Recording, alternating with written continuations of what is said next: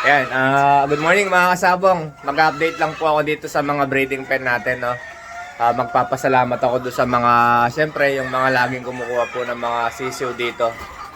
Ayan, nandito po tayo sa breeding pen ko ngayon. Pakita ko lang po yung mga nakasalang natin ngayon for simula po itong local hanggang, hopefully hanggang sa late born.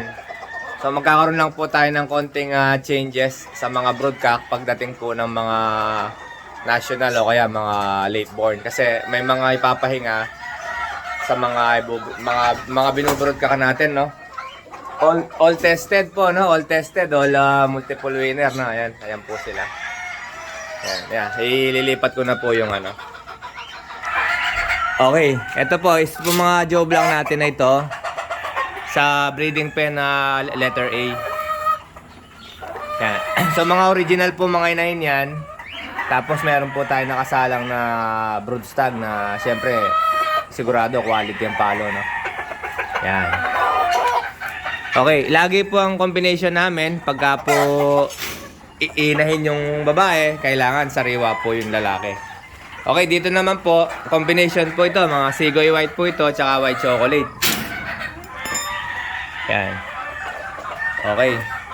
Yan, yung mga gantong kulay, mga White Chocolate po yan. Kung mapapansin nyo po, may mga green-legged akong mga white. Ito po yung sa ano din po ito, sa White Chocolate din po talaga ito. Okay, eventually sir, sir mga boss, pag na-blend po sila dito sa White Chocolate natin na super na yan. White Chocolate, mga White Chocolate na pulit na ito, pag na-blend sila dito sa Sigoy na yan, nagiging ano na po sila, nagiging light color na rin po yung paa. Okay. Breeding pen to, letter B, no? Tapos, gagawin lang po nating 8 minutes ang kada video, no? Dito naman po, mga Haskell po ito. Heavy sa bone crusher, kung tawagin namin. Okay. Ito pong mga light color na ito, ng mga Haskell ko, o mga hatches na babae. Ang father po nito is 4-time big event. Kaya po hindi ko ito tinatanggal. Kasi talaga pong sa dugo pa lang ay ano na, tested na. Tapos ang isa po na ito is 3-year-old medium station. Kung makikita nyo, Haskell po yan na 3 years old. Okay, medium lang. Medium lang. Kaya lang, sariwa po itong mga kapares. Yan. Sariwa, tsaka magaganda po sukat. Ayan. Kaya po ang mga resulta nito, magaganda din po sigurado ang resulta niyan. Magaganda sukat. Okay, dito naman tayo sa letter D. Ito, tested na tested ko po ito. Combination po ito ng Joe Black na of course Derby winner po ito. Tapos sa mga Larry Romero Gray. Okay, ito po kak po ito sa Bullhen. Okay, yung mga Larry Romero kong ganito, matagal na po itong subok na subok, no? Kung mapapasin nyo, mga medium lang po yung mga inahin natin. Pero ang gagaling po sa panalo, tsaka may mga malalaking boss ko, pinaparadag po talaga. Yan. Ito sir, Derby winner po yan. Super na super po ito. Joe Black natin. Yan. Okay. Tuloy-tuloy po ang production namin ngayon kasi marami po tayong kailangan mapabanded. Okay, dito naman sa letter E, combination naman po ito ng 4-time na Huron Lemon at saka po ng mga Haskell na Bullhen. Yan. Ito po yung mga dark color na hatch natin mga babae sa Haskell. Okay, ito po yung broodcock natin. Ito, baldado na rin po ito, kaliwa. Ayan. Okay, so tuloy-tuloy po tayo. Marami po tayo papakitang breeding pen ngayon para po ma-appreciate ng mga naka-acquire na kasi haba na po ng pila. Nahaba na po ng pila nung sa sisiw natin. Tapos yung mga para po makikita nila yung mga ipapabanda. So ito letter F po ito. Another Joe Black na pen. Okay, so mga original po itong mga inahin. Original po ulit mga inahin yan. Tapos ito po ay isang early bird na broodstag, no? Piling-pili ko po ito. Quality po mga ratsyada nito. Kompleto ang laro. Okay. Maganda po nito, sigurado. Okay, mag-expo po tayo. Mag-expo po tayo itong parating na taon. Talaga po magpo-produce tayo. Ito mga quality na subukan ko na ito. So dito po meron po tayong 6 pa lang, no? 6 pa lang to na breeding pen. So going down po tayo. Ayan. Okay, so mapapasin nyo po dito, inaayos pa. Tinanggal ko muna yung laman dito sa side na ito. Kasi tinatambakan pa po. Ito, ayusin pa rin to. Naglilinis po kami. Yan. Lilinisan to. Maglalagay po tayo ng ibang kulungan dito. Ayan. Ito po, sold out na po itong mga crosses na ito. Yan. Nabili na po ito. For delivery po actually today lahat yung mga manok na ano. Okay, dito po sa breeding pen na 6A. Ayan, Rubio Gold po ito. Combination po ng mga light color nating paa na gold. Tsaka po yung talisayang gold. Ang talisayang gold po talagang die hard sila. Grabe, ang gagaling po. Yung mga talisayang gold, wala po nahuhulog.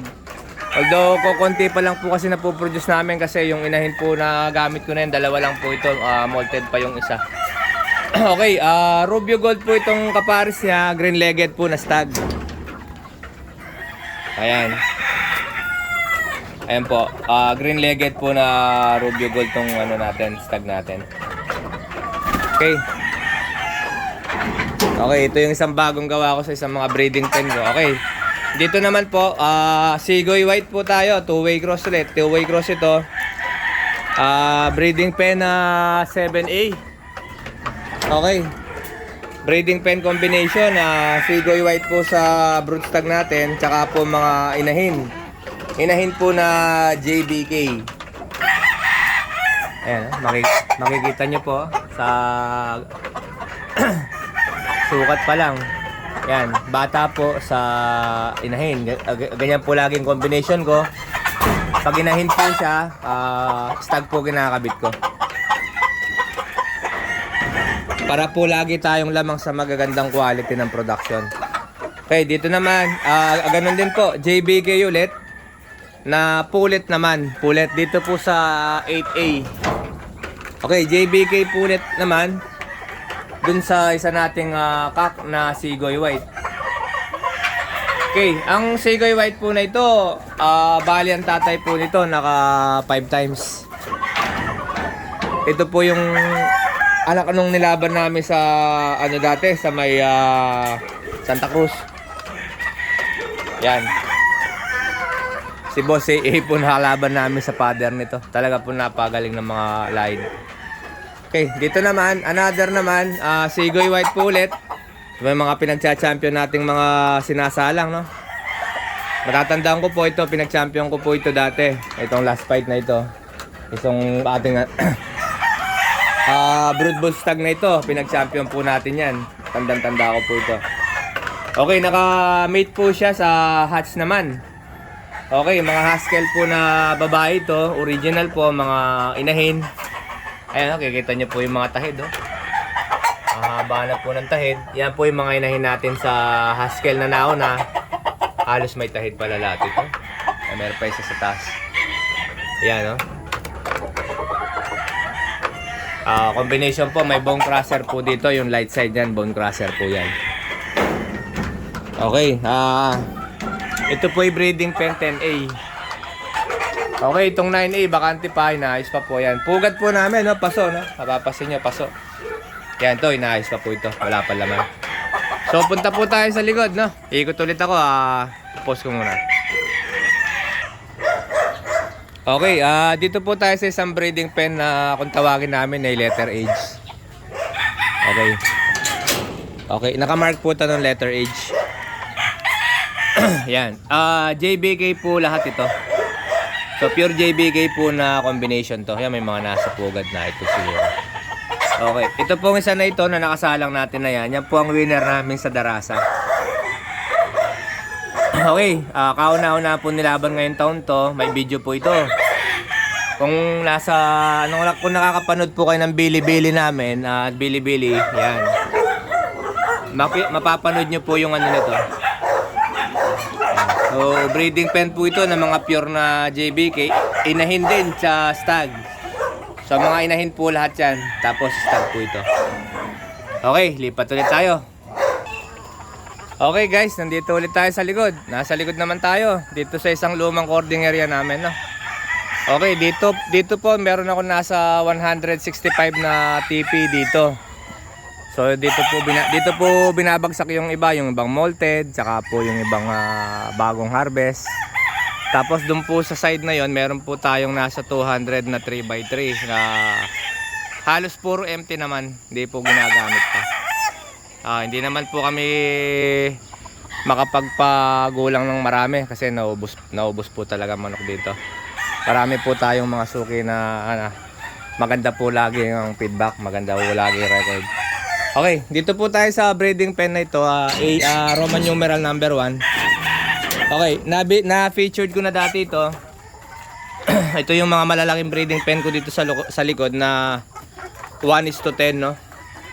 Minsan hanggang 12 pa. Yan, mga Joe Black na naman po ito. Okay, 3-time winner broodcock sa mga pulet po natin, mga Joe Black, no? Ayan, pulet po ito, pulet. Ayan. Umaga po ngayon, nasabayan ko po sa pagpapakain para hindi sila masyadong kalat. Ayan, yan, tinutukain leg nung mayroon po talagang ganyan. Pero masipag po bumaba, masipag po mag-breed yan, kaya po nakasalang yan. Tsaka yung pong broodcock namin na ito, maliban sa pagiging 3-time winner na po ito, nasubukan ko na po ito. Puro lalaki, halos puro lalaki po na po produce niyan. Ibig sabihin yung similya po malalaki siya sa jeans niya. Okay, Roman numeral. Yan. Kapit na kapit. Okay, breeding pen Roman numeral number 2, no? Oh, yan. Mga silver bullet kanaway po lahat yan. Yan, silver bullet kanaway. Yan. Ang ka-mating po nila is John Bishop Kelso na broodcock. Yan. Oh, yan. Okay.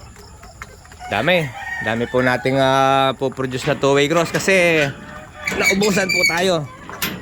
Wait lang, po-post ko lang. Okay, naubusan po tayo ng two-way cross.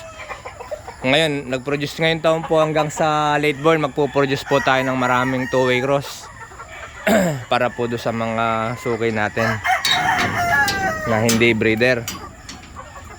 Ayan.